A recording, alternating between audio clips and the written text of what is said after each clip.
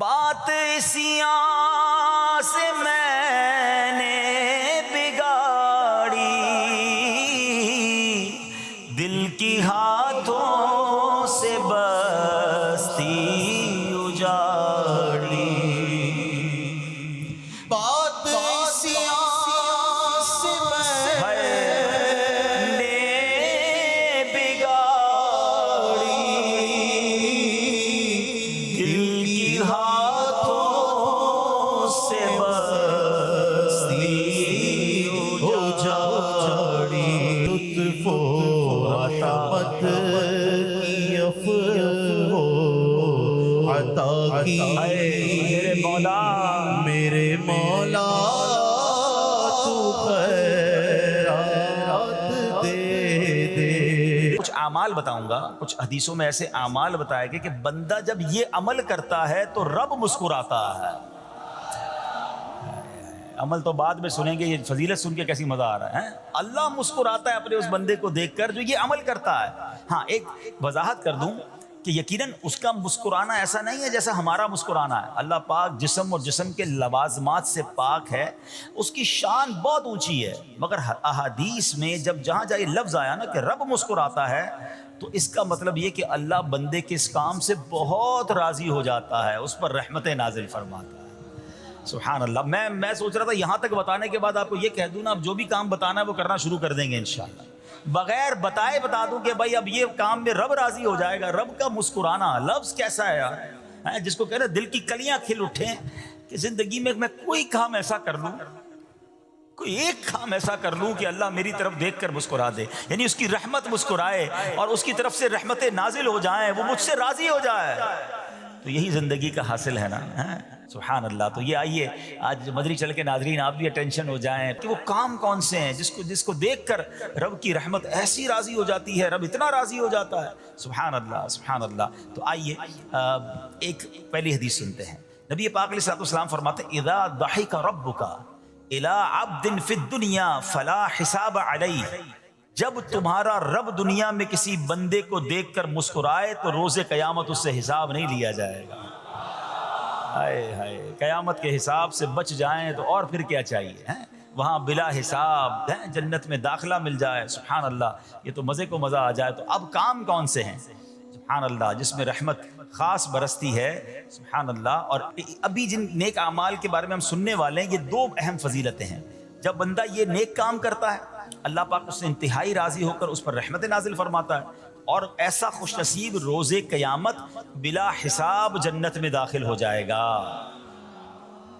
بلا حساب ہو جنت میں داخلہ یار، پہلا خوبصورت کام، اور یہ اتنا آسان کام ہے، سچی بات یہ اتنا مزیدار کام ہے کہ بندہ یہ صبح و شام کر سکتا ہے اور کرتا جائے اور رب کی رحمت لوٹتا جائے۔ مگر اس واقعے میں مولا علی شیر خدا کرم اللہ تعالی وجہ الکریم کی شان بھی بڑے پیارے انداز میں سیکھنے کو ملے گی۔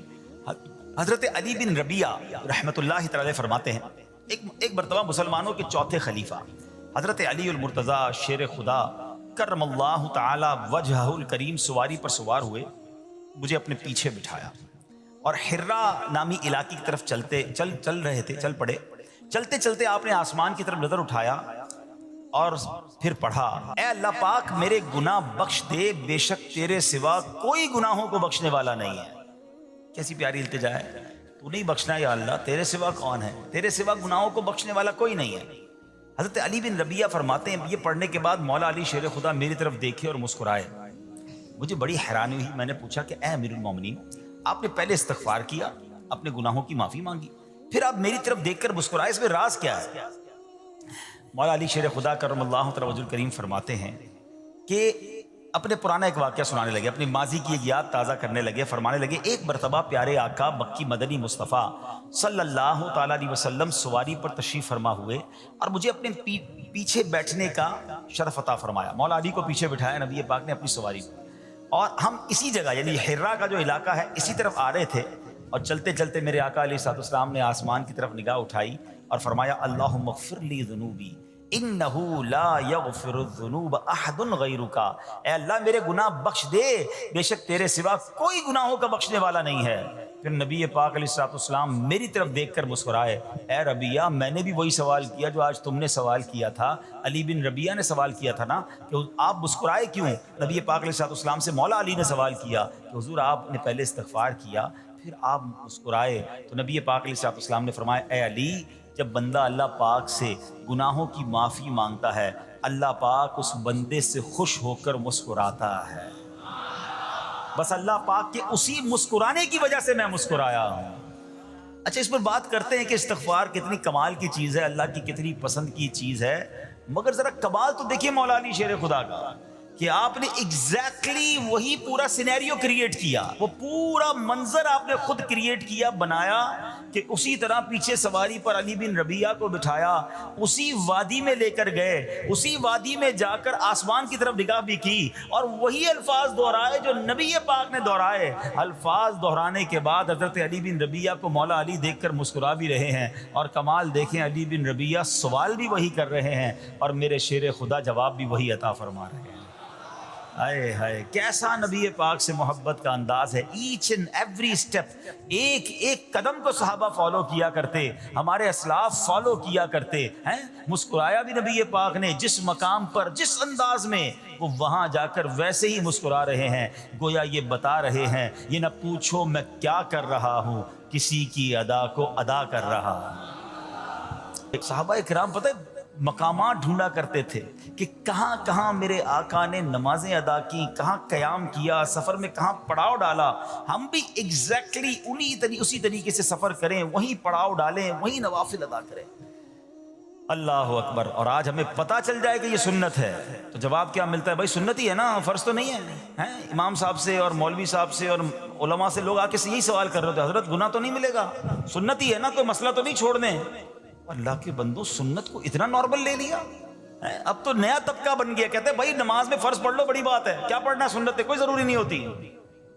کہاں سے آ گئے لوگ جو نبی پاک کی سنت سے ہمیں دور کرنے کی بات کرتے؟ عاشق رسول کے لیے اس سے بڑی کیا بات ہے کہ پتہ چل جائے یہ نبی پاک کی سنت ہے۔ میرے آقا فرماتے من احب سنتی فقط احبنی، جس نے میری سنت سے محبت کی وہ ایسا ہے جیسے اس نے مجھ سے محبت کی۔ اور آگے سنو، فرماتے ومن احبنی کان معی فی الجنہ، جس نے مجھ سے محبت کی وہ جنت میں میرے ساتھ ہوگا۔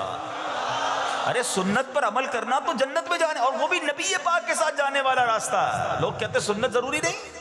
اللہ سلامت رکھے میرے پیر و مرشد کو، اللہ سلامت رکھے دعوت اسلامی کو، قدم قدم پر سنتوں کی بات دعوت اسلامی والے کرتے ہیں۔ یقیناً کچھ لوگوں کو پرابلم ہوتی ہے، یار اتنی سنتوں کی بات، تمہارا بیان بھی سنتوں بھرا بیان، مدنی حلقہ بھی سنتوں بھرا، تو جناب ہر جگہ سنت کی بات۔ ارے غلام آقا کے طریقے کی بات نہ کرے تو کس کی بات کرے؟ ارے مولا علی کو تو دیکھو یار،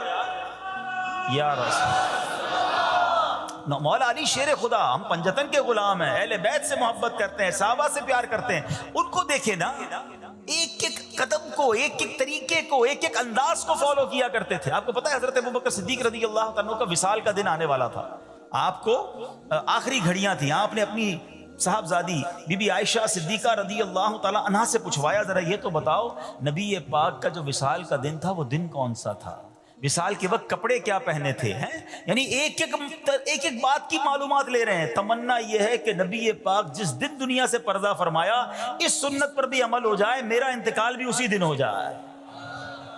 آپ غور کریں کتنی باریکی سے پیارے آقا علیہ الصلوۃ والسلام کو صحابہ کرام اہل بیت اطہار فالو کرتے تھے، اور آج پتہ نہیں کیا ہو گیا ہے سنت۔ ابھی تھوڑے دنوں بعد انشاءاللہ حاجی حج کو جائیں گے، اللہ مجھے اور آپ کو بار بار حج کی سعادت عطا فرمائے۔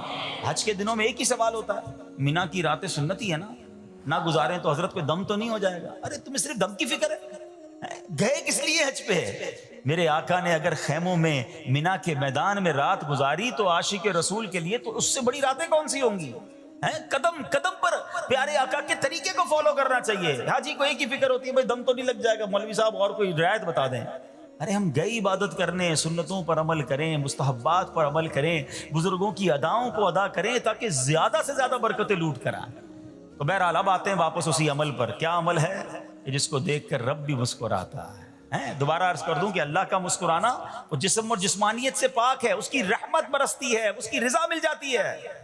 اور وہ کس بات پر رضا ملتی ہے کہ جب بندہ اللہ سے معافی مانگتا ہے تو اللہ اس کے معافی مانگنے پر بہت راضی ہو جاتا ہے. سبحان اللہ. اللہ پاک ایسے بندے سے بہت خوش ہوتا ہے. کہ وجہ پتہ کیا ہے؟ وہ فرماتا ہے دیکھو میرا بندہ جانتا ہے کہ اس سے گناہ ہوا ہے اور یہ بھی جانتا ہے کہ میرا مالک بخشنے والا ہے. اللہ کی رحمت سے مایوس نہیں ہونا ہے. گناہ ہو گیا اب فوراً توبہ کرنا، استغفار کریں. سبحان اللہ. اللہم اغفر لی، اللہم اغفر لی، یہ پڑھنے کی عادت بنائیں. ٹھیک ہے. اور اس کے معنی بھی ہمیں پتہ ہونا چاہیے کہ یا اللہ مجھے بخش دے، یا اللہ مجھے بخش دے. اور سبحان اللہ ہو سکے تو استغفار کے اور بھی الفاظ ہیں. استغفر اللہ، استغفر اللہ. ہمارے شجرہ قادریہ طاریہ میں سید الاستغفار لکھا ہے، وہ پڑھنے کی عادت بنائیں. کم از کم 100 بار تو دن میں استغفار کریں نا. اے کاش کہ ہم استغفار کرنے والے بن جائیں. اور آپ کو شاید پتہ نہیں ہے استغفار جہاں گناہوں کی معافی ہے نا، وہاں یہ بہت سارے مسائل کے حل کی کنجی بھی ہے. آپ اگر پرابلم میں ہیں، روزی کے مسائل ہیں، اولاد نہیں ہو رہی ہے، یا کوئی بھی پرابلم ہے، ایک واقعہ سنیے.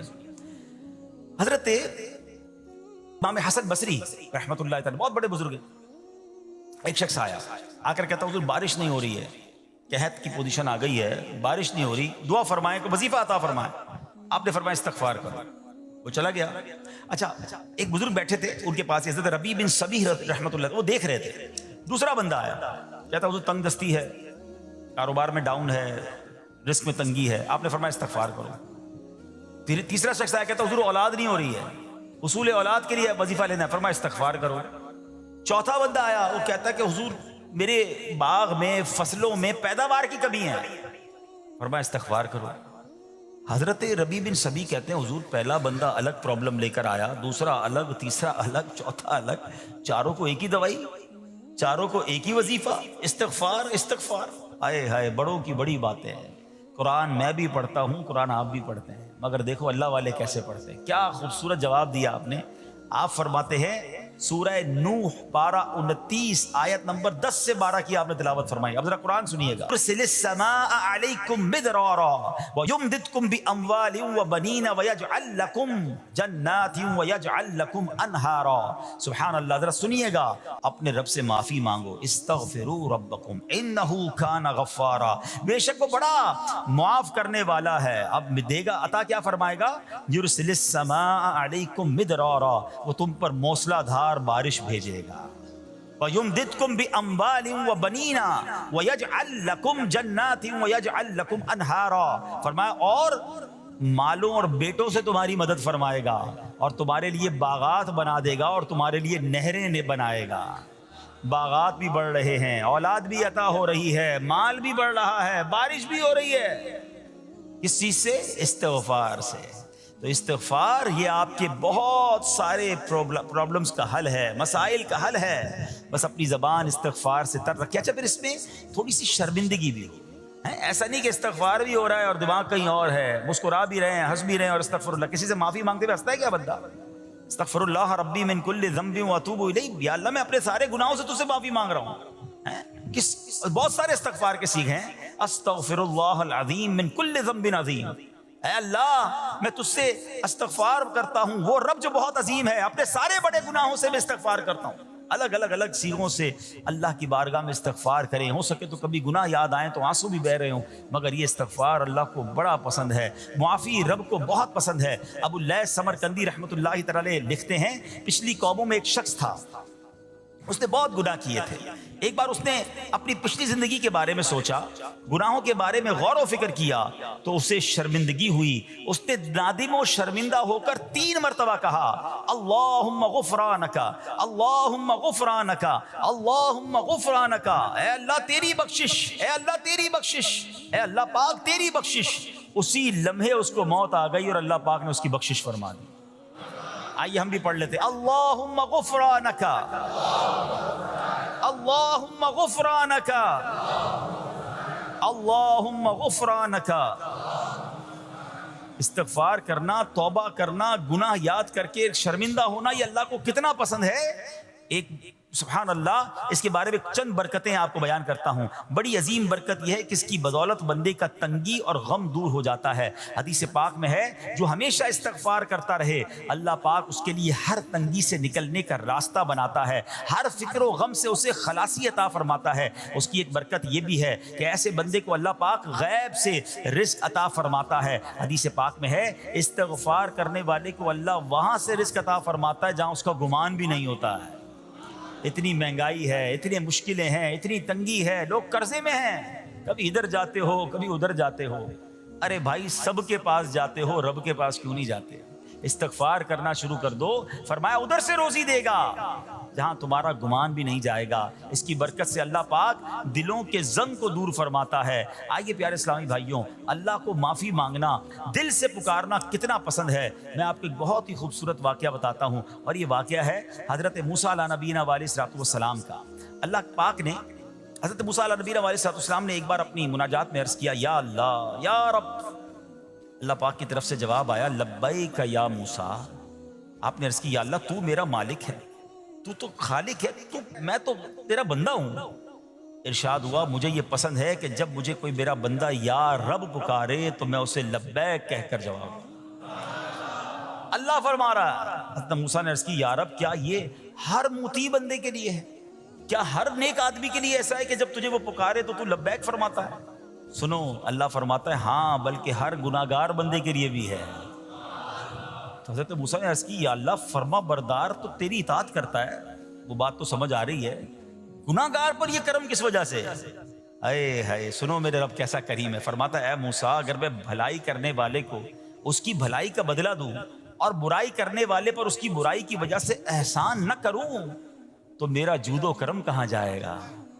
اللہ فرماتا ہے میرا پھر کرم, میری رحمت کس لیے ہے؟ برائی کرنے والا بھی گناہ کرنے والا بھی مجھے پکارتا ہے, میں اسے بھی لبیک کہہ کر جواب دیتا ہوں.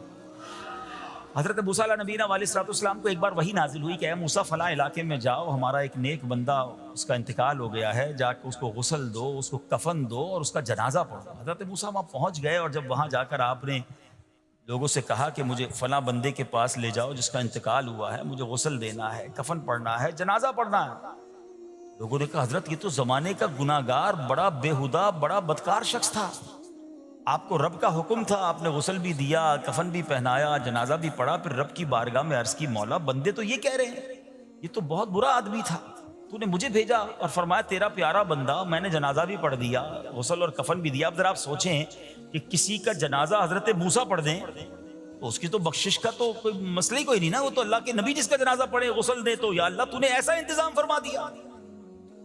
رب کریم کی طرف سے پتہ ہے کیا جواب آتا ہے؟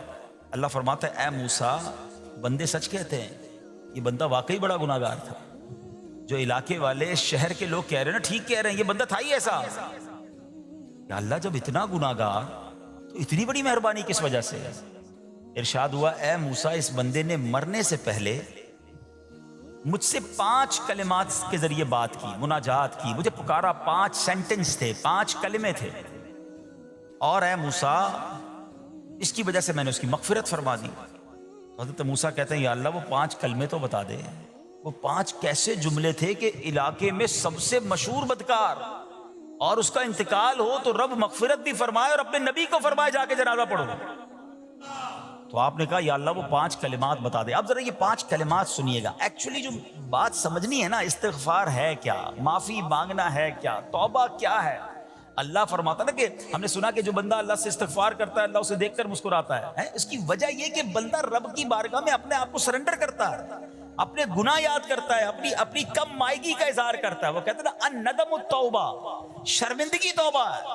شرمندہ ہو جائے نا انسان. دنیا میں پتہ کیا معاملہ ہے, ہم کسی عدالت میں جا کر کہہ دیں ہم نے جرم کیا ہے, اقبال جرم, ٹھیک ہے, تو کیا ہوتا ہے, جج کہتا ہے پھر اس کو گرفتار کرو اور سزا سناؤ. بندہ خود ہی مان رہا ہے, گواہوں کی ضرورت کیا ہے.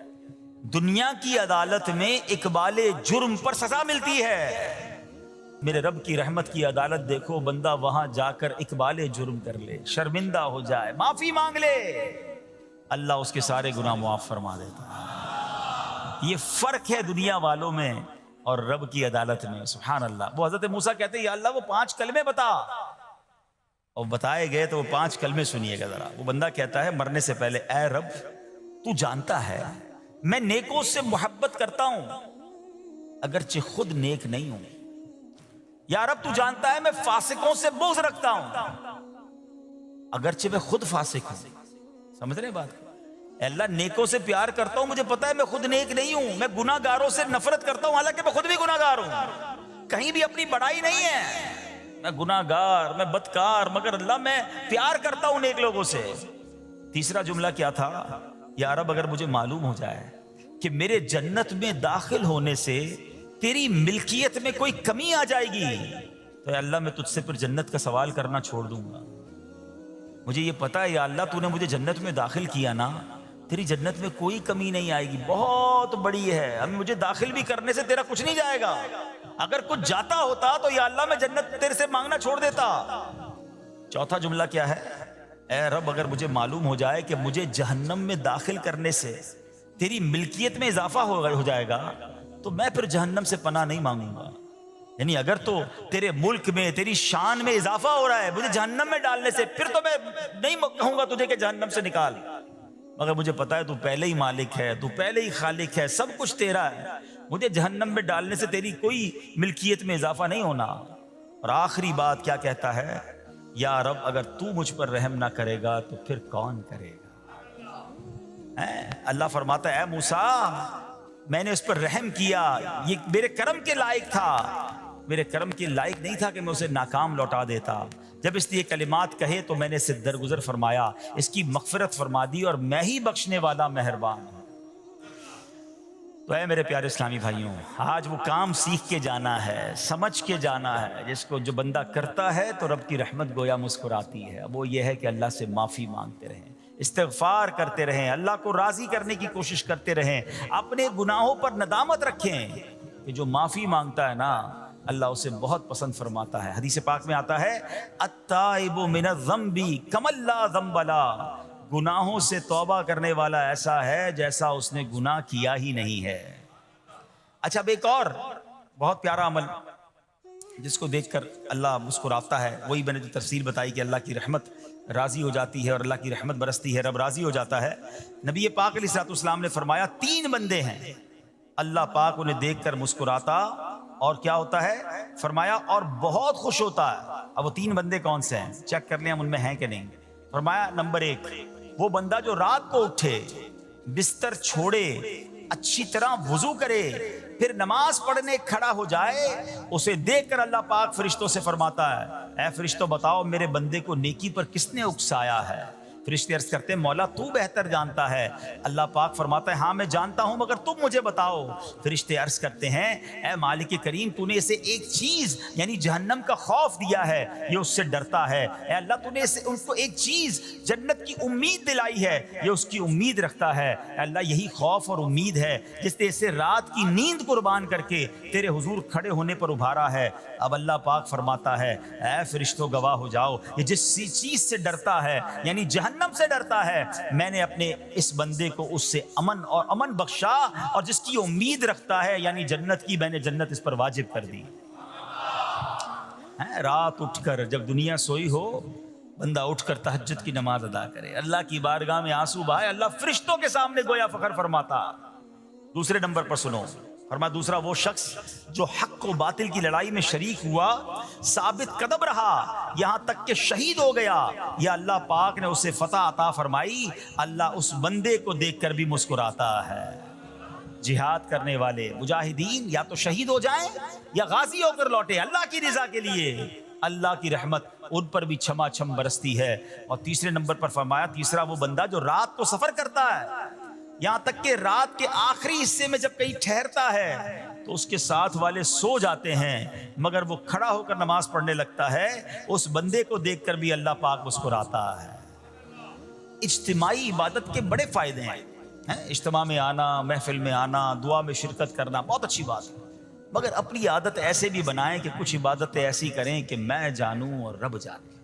یہ جو رات اٹھ کر دعا کا لطف ہے، رات اٹھ کر جو نماز پڑھنے کا لطف ہے نا، جب ساری دنیا سو رہی ہے اور بندہ اپنے رب کی بارگاہ میں حاضر ہے.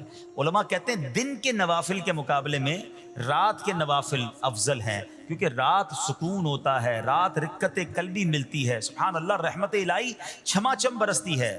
ہمیں کیا کرنا ہے کہ رات تہجد کی نماز کی عادت ڈالے. رمضان میں بن گئی تھی نا, سحری کے لیے اٹھتے تھے تو لوگ تہجد پڑھتے تھے. اللہ کرے کہ یہ عادت بن جائے. کبھی کبھی, اگر ہر روز نہیں ہو سکتا کم از کم کبھی کبھی کریں. اچھا اگر ایسی کوئی عبادت ہو بھی جائے نا تو پھر سب کو بتائیں نا کہ رات اٹھا تھا تو جناب دعائیں بھی کی تو آنسو بھی بہائے. نہیں, کبھی کبھی ایسا کیا کرو کہ میں جانوں اور رب جانے. اللہ سے باتیں کیا کرو. میں آپ کو صحیح بتاؤں, آپ مجھے ایک بات بتائیں. یہ تو آپ نے سن بھی لیا کہ اللہ کی رحمت کس قدر برستی ہے اس پر.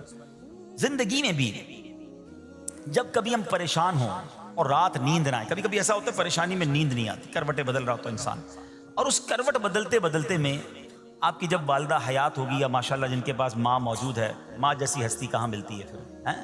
ایک بار اور سن لو, دنیا کی بہت ساری چیزیں میرے اور آپ کے پاس ہیں جو ریپلیسیبل ہیں, جو بدلی جا سکتی ہیں. موبائل فون لیتے ہیں, بڑی خوشی سے لیتے ہیں, مگر نیا ماڈل آتا ہے تو لوگ بدل لیتے ہیں. سواری لیتے ہیں, بڑی خوشی ہوتی ہے, مگر جب نئی سواری آتی ہے تو ریپلیس بدل دیتے ہیں. ماڈل نیا آ گیا بھائی, اب وہ پرانی لگتی ہے. مگر یاد رکھو, ماں باپ چلے جائیں نا, اس کے بعد ماں باپ دوبارہ نہیں ملتے. ان کا کوئی نیا ورژن یا نیا ماڈل نہیں ہے. ہیں تو ان کی قدر کر لو, ان کی دعائیں لے لو. ہیں تو بہرحال آپ کبھی کبھی تکلیف میں ایسا ہوا ہو کہ رات کو نیند نہ آئی ہو, بے قرار ہو کر ماں کے پاس گیا, آنکھوں میں آنسو لے کر کہ ماں میں پریشان ہوں, بیمار ہوں, یا قرضے میں ہوں, یا فلاں پرابلم ہے. ماں نے کیا کیا تھا, کروٹ بدل کر سو گئی تھی کہ بیٹا تو جان تیرا کام جانے, یا ماں خود بھی بیدار ہو گئی, سینے لگایا اور دعا کرنا شروع کر دی. بھائی ہم روئے تو ماں بھی روئی. یہ ہے نا ماں. میری تکلیف, ایسا لگتا ہے کہ مجھے کبھی کبھی یہ فیصلہ کرنا مشکل ہوتا تھا کہ تکلیف مجھے زیادہ ہوتی ہے میری تکلیف میں, یا میری والدہ کو زیادہ ہوتی ہے. بیمار میں ہوں, تکلیف اسے ہے, یہ رشتہ کہاں ملتا ہے. مگر مجھے ایک بات بتاؤ, جب میری تکلیف پر رات نیند چھوڑ کر, بستر چھوڑ کر میں ماں کے پاس گیا, ماں نے سینے لگایا, تو اگر میں اپنا بستر چھوڑ کر آنکھوں میں آنسو لیے میری ماں سے مجھے کہیں زیادہ پیار کرنے والے رب کی بارگاہ میں چلا گیا, تو اس کی رحمت کیا مجھے مایوس کر دے گی. میری ماں کے دل میں جو ممتا ہے نا, وہ بھی میرے رب نے ڈالی ہے, تو رب کی رحمت کتنی ہوگی. تو کبھی کبھی اللہ کی بارگاہ میں رات کے اس پہر حاضر ہوا کرو. جو پرابلم ہے آپ کی, جو مشکل ہے آپ کی, آپ یقین کریں, آپ اللہ کی بارگاہ میں تہجد کے وقت رات کے آخری پہر آنسو بہائیں, دعائیں کریں, نوافل پڑھیں, پھر دیکھیں آپ کے دل کو تسلی کیسے ہوتی ہے. آپ کا ایمان تازہ ہو جائے گا, اور آپ نے دیکھا کہ ایسے وقت عبادت کرنے والوں سے رب کتنا راضی ہوتا ہے. اللہ کرے یہ بات ہمیں سمجھ آ جائے. اسی طرح عظیم صحابی حضرت عبداللہ ابن مسعود رضی اللہ تعالیٰ سے روایت ہے, پیارے آقا مکی مدنی مصطفیٰ صلی اللہ تعالیٰ علیہ وسلم نے فرمایا, ایک بندہ رات کو اٹھتا ہے, اچھی طرح وضو کرتا ہے, پھر اللہ پاک کی حمد کرتا ہے, اس کی بزرگی بولتا ہے, اپنے نبی علیہ الصلوۃ والسلام پر درود پڑھتا ہے, قرآن کھول کر پڑھنا شروع کر دیتا ہے. یہ وہ بندہ ہے جسے دیکھ کر اللہ پاک مسکراتا ہے اور فرماتا ہے, دیکھو میرا بندہ عبادت کر رہا ہے جبکہ اسے میرے سوا کوئی نہیں دیکھ رہا ہے. اللہ, یہ کاش ہمیں عادت مل جائے کہ ہم اکیلے میں عبادت کریں, انفرادی عبادت کریں, میں جانوں میرا رب جانے. کبھی تلاوت کریں, کبھی درود پڑھیں, کبھی دعائیں کریں, کبھی آنسو بہائیں. سبحان اللہ, اس کا مزہ ہی اور ہے. ہاں کبھی ایسا ہونا چاہیے. ہم محفل میں عشق رسول کے عالم میں رو بھی پڑھتے ہیں, مدینے کی یاد ہو, نعت شروع ہو تو ہماری آنکھوں میں آنسو آ جاتے ہیں, یہ بھی اچھی بات ہے. مگر کبھی کبھی رات ایسی بھی ہونی چاہیے کہ دل میں ہو یاد تیری, گوشے تنہائی ہو, دل میں ہو یاد تیری, گوشے تنہائی ہو, پھر تو خلوت میں عجب انجمن آرائی ہو. کبھی زندگی میں ایسی راتیں بھی آنی چاہیے. وہ ہے نا, جاگ اٹھا اشکوں کا مقدر, عشق نبی میں روتے روتے کیسی گزری رات نہ پوچھو. کبھی کبھی ایسی رات بھی گزرنی چاہیے کہ آقا کی یاد میں آنسو بہ رہے ہوں, مدینے کی یاد میں, گھر والوں کو بھی پتہ نہ چلے. ہلکی ہلکی آواز میں کبھی نعت شریف لگا لیا کریں, کبھی مناجات لگا لیا کریں. ہم پتہ نہیں کیا دیکھتے دیکھتے سوتے ہیں.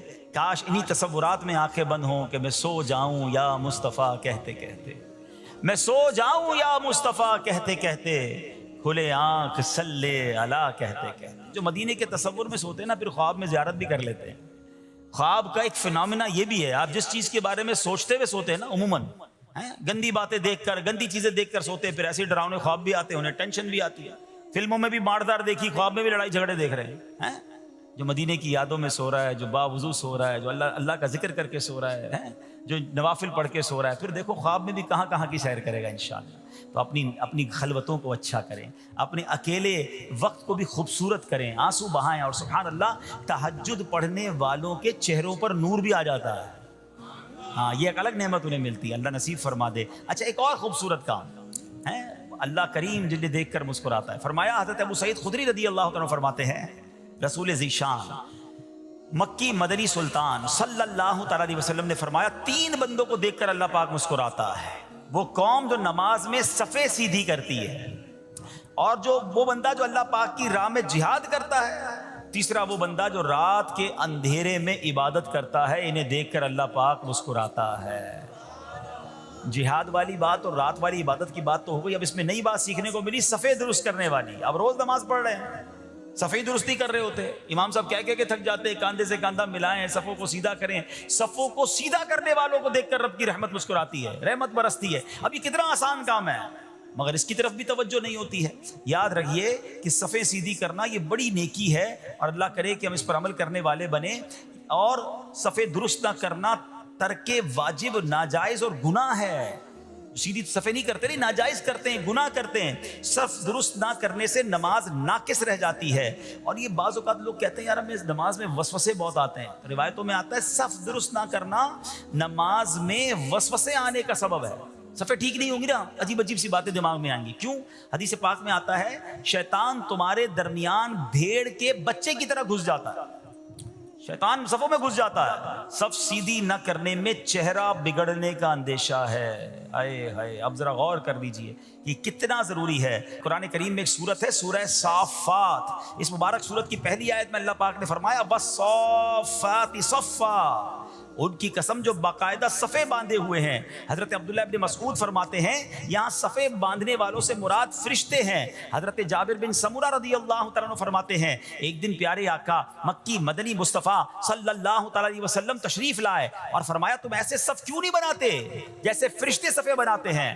ہم نے عرض کی یا رسول اللہ صلی اللہ تعالیٰ علیہ وسلم فرشتے کیسے صف بناتے ہیں؟ فرمایا پہلے اگلی صف مکمل کرتے ہیں اور خوب مل کر کھڑے ہوتے ہیں۔ سبحان اللہ، مبارک ہو ان مسلمانوں کو جو صفیں سیدھی کرتے ہیں، اچھی طرح کاندھے سے کاندھا ملاتے ہیں، گویا یہ فرشتوں کا کام کر رہے ہیں، فرشتوں والا کام کر رہے ہیں۔ تفسیر طبی میں ہے فاروق اعظم رضی اللہ تعالیٰ عنہ کا یہ معمول تھا، جب نماز پڑھانے لگتے تو نمازیوں کو فرماتے صفیں سیدھی کر لو، اے فلاں ذرا آگے ہو جاؤ، اے فلاں ذرا پیچھے ہو جاؤ، پھر فرماتے بے شک اللہ پاک تمہیں فرشتوں کی طرح دیکھنا پسند فرماتا ہے۔ تو صفیں سیدھی رکھنا یہ فرشتوں کا انداز ہے اور اللہ کی رحمت خوب برستی ہے، گویا رب مسکراتا ہے انہیں دیکھ کر۔ تو اے میرے پیارے اسلامی بھائیوں، اور بھی بہت سارے کام ہیں جس کو دیکھ کر، جن کو کرنے سے اللہ کی رحمت چھما چھم برستی ہے۔ بہرحال جب نے 3-4 باتیں سنی ہیں، آج سے اس کو نیت کر لیتے ہیں کہ خوب اللہ کی بارگاہ میں ہم استغفار کریں گے، اپنے گناہوں پر معافی مانگیں گے۔ انشاءاللہ راتوں کو اٹھ کر جب لوگ سو رہے ہوں گے اللہ کی بارگاہ میں عبادت کریں گے۔ اسی طرح فرمایا کہ صفوں کو درست کریں گے اور انشاءاللہ رب کی بارگاہ سے خوب رحمتیں لوٹیں گے۔ اے میرے پیارے اسلامی بھائیوں، یہ سب کب ہو سکے گا کہ جب ہم اچھے ماحول میں رہیں گے۔ تہجد تو جب پڑھیں گے نا جب پہلے فرض پڑھیں گے، جس کی فرض ہی قضا ہو رہی ہے تو اس کو تہجد کی باری کب آئے گی؟ استغفار تو جب کرے گا جب ایسے ماحول میں آئے گا کہ جہاں گناہوں کو یاد دلا کر معافی مانگنے کا ہمیں انداز اور اس کی فکر دی جائے۔ تو آج کے اس پرفتن دور میں دعوت اسلامی کا یہ پیارا ماحول آپ کے سامنے ہے، اس ماحول سے وابستہ رہیں۔ ہفتہ وار اجتماع میں، مدنی قافلوں میں، ہفتہ وار مدنی مذاکرے میں شرکت کرتے رہیں گے تو انشاءاللہ ان نیکیوں کا جذبہ بھی ملتا رہے گا اور انشاءاللہ ایسے کام کرنے میں اللہ کرے کامیاب ہو جائیں۔ تصور ہی کتنا پیارا ہے، یقین کریں، میں آپ شاید پتہ نہیں وہ فیلنگ آپ کو محسوس ہو رہی ہے کہ نہیں، یہ تصور ہی کتنا پیارا ہے کہ کبھی میں کوئی ایسا عمل کر لوں کہ رب کی رحمت مجھے دیکھ کر مسکرا دے، اللہ راضی ہو جائے، اللہ خوش ہو جائے، اور کیا چاہیے، میری تو زندگی کا حاصل ہو گیا نا۔ تو اب یہ 3-4 کام آپ نے سن لیے ہیں، اس کو عمل کرنا شروع کر دیں۔ اللہ کریم سے دعا کرتا ہوں کہ رب کریم اپنی رضا والے کام ہمیں بڑھ چڑھ کر کرنے کی توفیق عطا فرمائے۔ اللہ پاک ہم سب کو عمل کرنے کی توفیق عطا فرمائے۔ صلو علی الحبیب۔